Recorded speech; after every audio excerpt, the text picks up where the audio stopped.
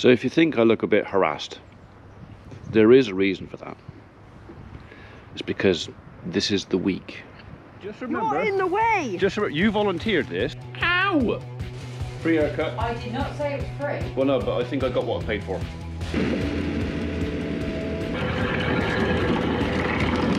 at the nuts on that. Done.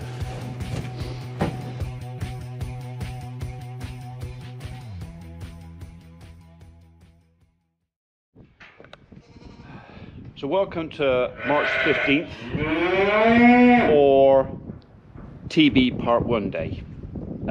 So this is the beginning of a stressful couple of days for us. Obviously we got a bit of history with TB. It's cost us dear over the last few years, and we're really hoping that we're going to go clear this week, but time will tell. So the test, I believe, well, the first part is this afternoon, sometime after 2 o'clock. Hopefully Abby is joining us to come and give me a hand to sort these cattle out. But I think the job for me this morning, first thing, is to get in here and have a bit of a clean about and just have the place looking half tidy before the vet gets here, because, you know, no one likes to be judged on a dirty farm. And we've had, 2 days. We had 2 days of heavy rain. And we haven't cleaned about for 2 days. So, right. No good talking about it, let's get on with it. Come up! Go up! Go on!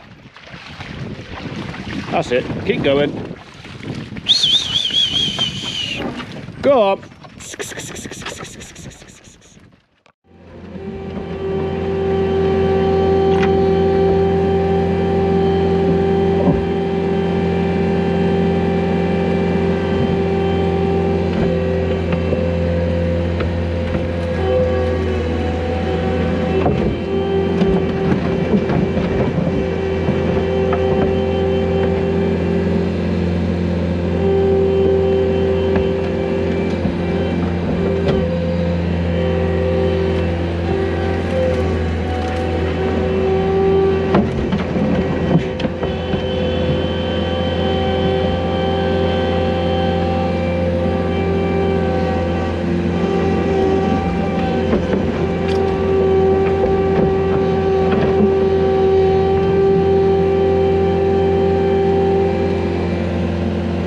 Right now, that's the easiest way to get rid of the water.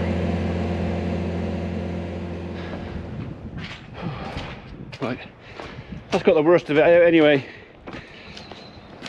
It's getting a real problem now, and it is partly down to a skid steer and using a skid steer for doing the yards, because it's stone yards on hardcore.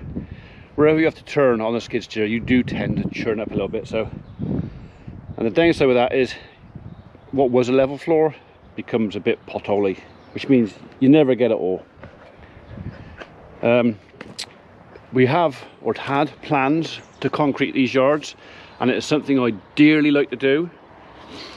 But a friend of mine told me the other day, he said, if you can avoid concreting your yards, I would if I was you, because there's legislation coming along that if you have concrete yards with cattle on, you have to catch everything that comes off those yards.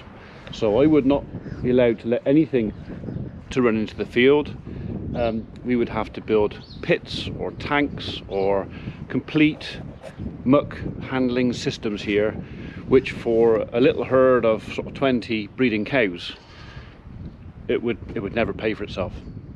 Never pay for itself. And sadly for us, because of my postcode and where I am, according to the Farming and Wildlife Advisory Group and a few others I spoke to, I'm in the wrong postcode to get any grants. So whereas a lot of farmers can get grants for muck and yards and housing and stuff like that, apparently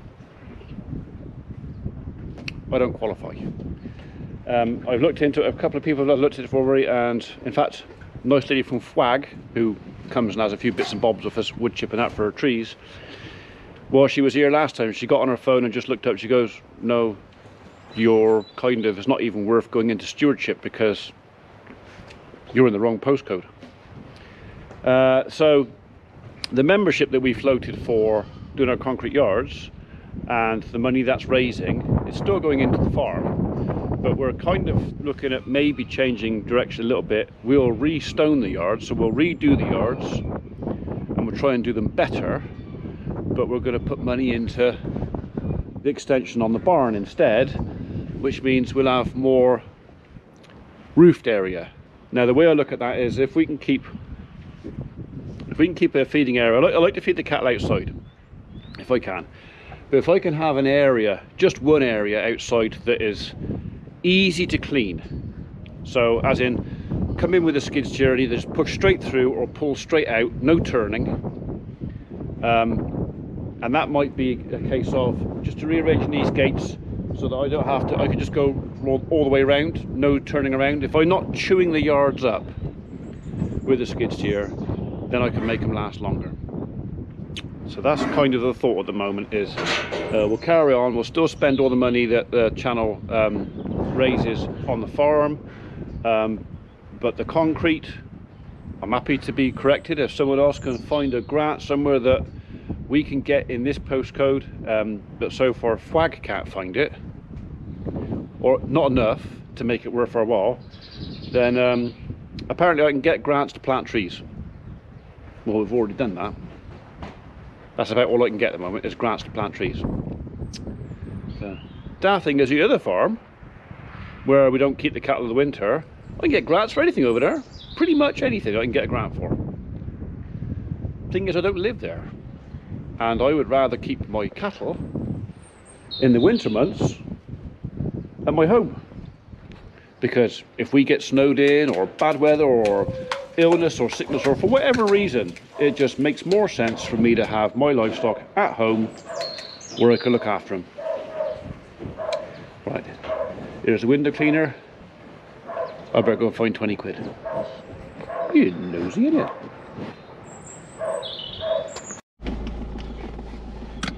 Right, so the yard is cleared out, good enough for our veterinary visit this afternoon. So like I said before, part 1 TB test today, so literally it's just down the race, zip zip with the razor and the clippers and 2 little jabs, and then wait 2 days and then back on Thursday to do the reading.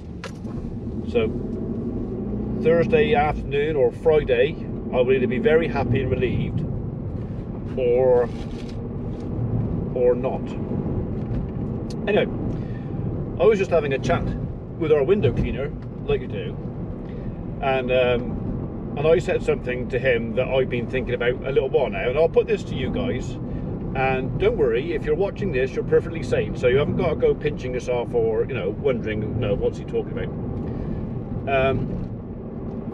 My mum is quite poorly, and she's currently in bed in a home, poorly. She's on a lot of opiates for pain relief, sort of morphine patches and oral morph, and sometimes when I go and visit her, now bearing in mind, I'll paint the picture a bit more, she hasn't been able to walk for over 2 years because her left hip basically dissolved, so she couldn't walk even if she wanted to. But you know, sometimes I go over there and she tells me how she's snuck out in the night and she's been off and she's visited friends in Clevedon or Dursley or whatever else, and she's been talking to so and so, and then she sneaks back in while no one's looking. You know, they all think she can't walk, but she can. And it's in some ways it's heartbreaking. In other ways, it's kind of, if that's where you are and you're happy there, I'll come with you, if you know what I'm trying to say. So whenever she's telling me stuff like this, I go with her. I mean, the other night she rang me up, ever so concerned that she'd been to see her friend Kate, and on the way home she bought some ducks, and the ducks were in the boot of her car still, and she was really concerned about these ducks. I mean, she had the home ring me up quite late at night to tell me how concerned she was about the ducks. They were in the boot of her car and they'd be thirsty and they'd be making a mess, and could I please sort it out? Well, of course, yes, I said I'd go and sort it out for her, put her mind at rest and all that. But I've been thinking this a couple of times since my mum's been poorly, and I've spoken to other folks with poorly mums,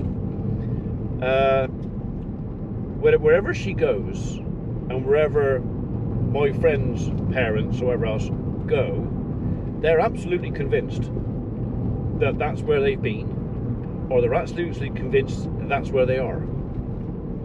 And I can tell my mother that I can tell her where she is, and she won't believe me.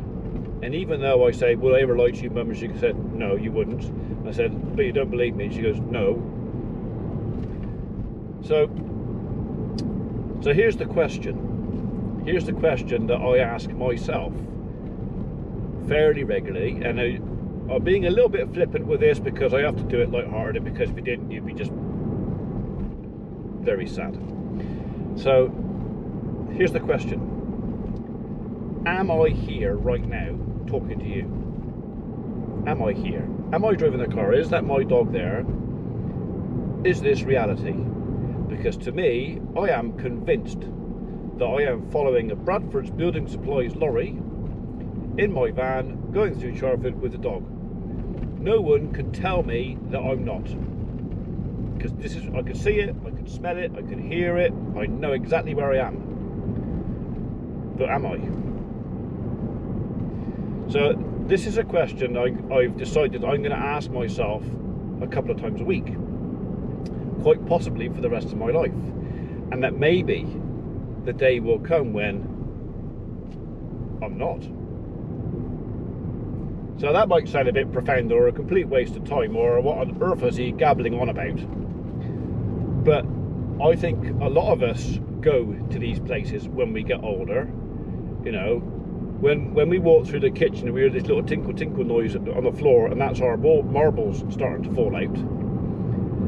You know, and we start seeing, hearing, experiencing stuff that maybe an old memory has kicked it off, maybe something else has kicked it off, but dementia and stuff like that is something that concerns me.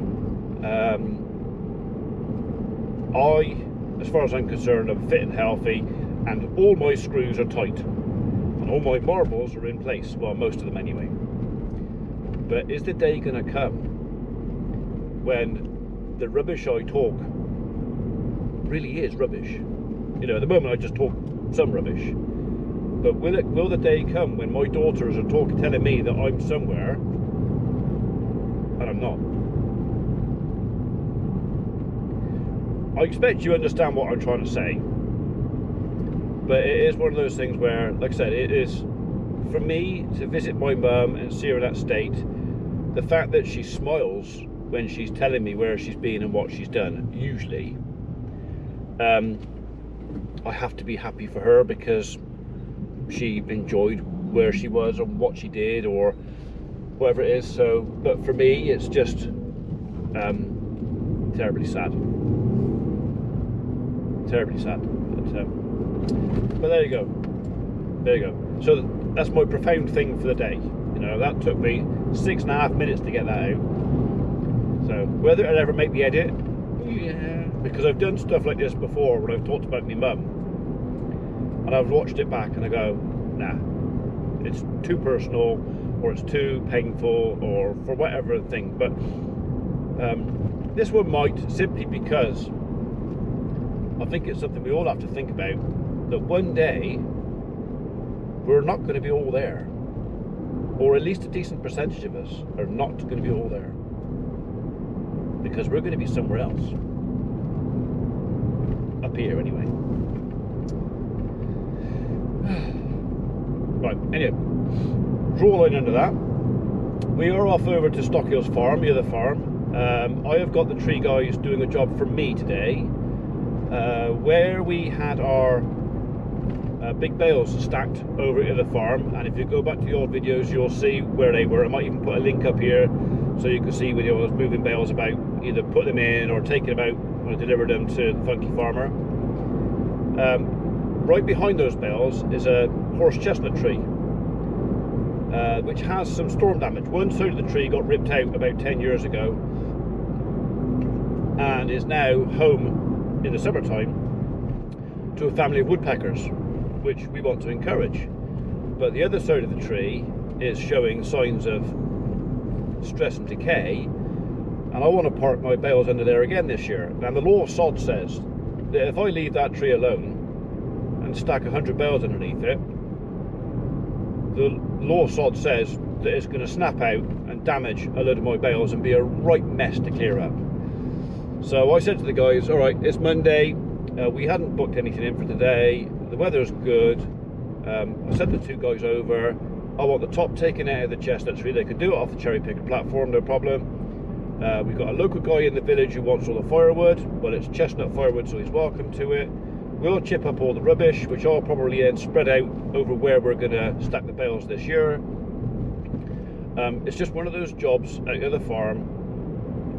It kind of needs doing. We've got some other tree work that wants doing as well, but this one was a bit special because of the habitat value of the tree. We know that woodpeckers nest in there, and it is quite possible going to be a bat roost anytime soon. Bats are going to be active, so it's a case of if we're going to do it, we kind of need to get on with it. We need to get it done. So guys have gone over early after I repaired the jockey wheel for the wood chipper, because Martin snapped that off this morning. So if you watch my Instagram, you'll have seen the story of that. So basically we had to get the old stud out, and I had to bodge up a new lock for the jockey wheel. Anyway, so the guys are over there. We're going over now because I finished over the farm for 10 minutes. Nothing's going on with lambing.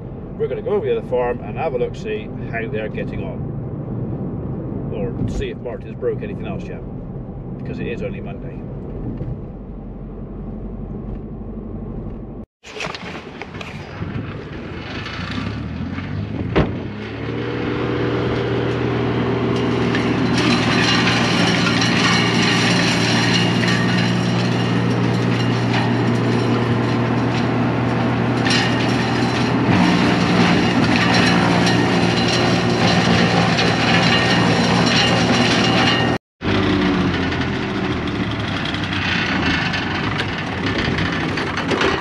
It's good play bark, this stuff. Chestnut chip. You got a bit in your eye? Yeah. Makes good play bark. Oh. We're going to have a bit more off there because of that decay down here. Yeah. So although the woods are all healthy up there and there's nothing wrong with it, we're going to stack our bales under here again this year. So we're going to have a bit more of the top, take some of that load off of it. Oh, that's it. Yeah, don't cut the dog's tail off. You'll like that. And then I said to Martin, we'll have the bottom branches off that chestnut as well, so we can get machinery on both sides, basically so I can get track. And that bit that comes out the side there, we'll have that off, just so we can get machinery around underneath there. This one? Yeah, I've done that. Oh, yeah, the top there. Yeah, you can come back a bit more, but leave that cavity there. There's two cavities there, because that's bat roost, that's good bat roost in there, so that can stay put.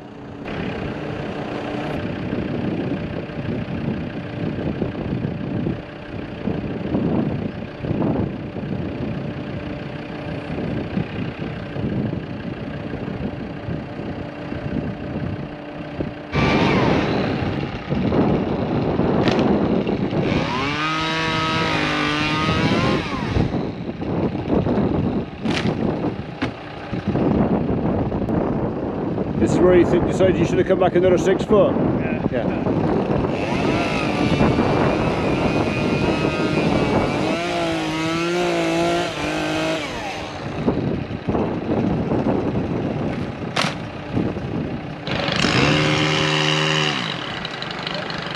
Right. So we'll leave Martin with his favourite tool.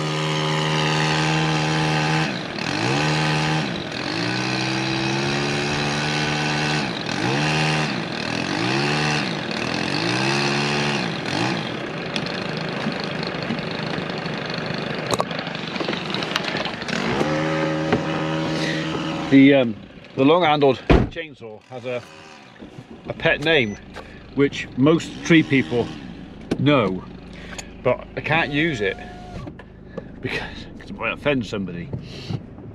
Yeah, so I'll give you the initials. Some people call it a P pole, and others call it a J stick.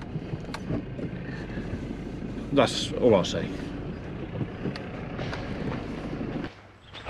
Can you kind of get on with it now a bit, please? Would that be all right? Right, so we are pretty much set up for this afternoon's part 1 of the TB test. Got all the gates, everything set up, everything ready to go. Hopefully that won't be too difficult. The only small issue I got now is maybe Thursday on the reading. I've just had the phone call that I've got my COVID jab booked in for Thursday morning, 9 o'clock. And the test reading is 4 hours later, 4 or 5 hours later.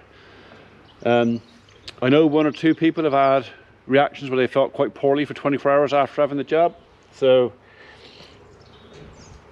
I don't know. I think maybe I'll make a contingency.